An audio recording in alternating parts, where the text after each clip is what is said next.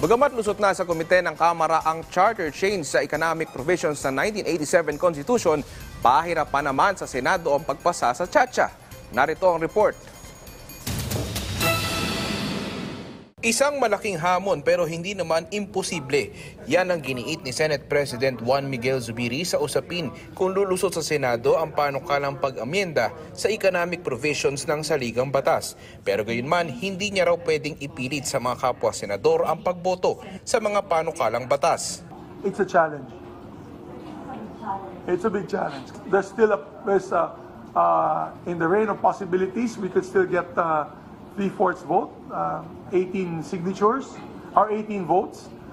But at this point in time, it's a challenge. Ipinunto naman ni Zubiri ang mga dahilan ng kanyang mga kapwa-senador, partikular ang mga nag-aalangan sa Tsa-Tsa. Kasi there's still a majority that in the Senate, I think, that believe that the economic provisions should be amended.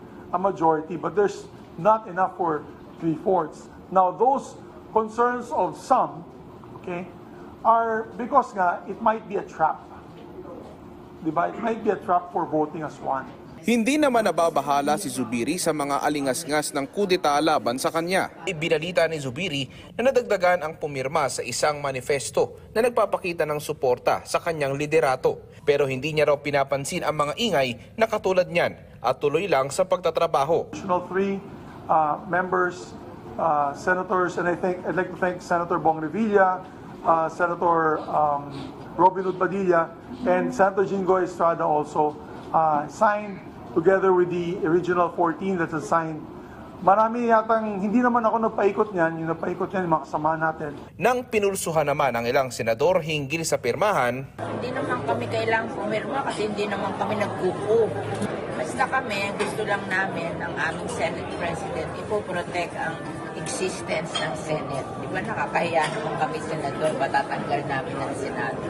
Sinabi ko na, di ba, na-trauma na ako sa pirma. Allergic na ako sa pirma. Tantanan na ako sa pirma. I'd rather lose my Senate presidency than be party of weakening this institution.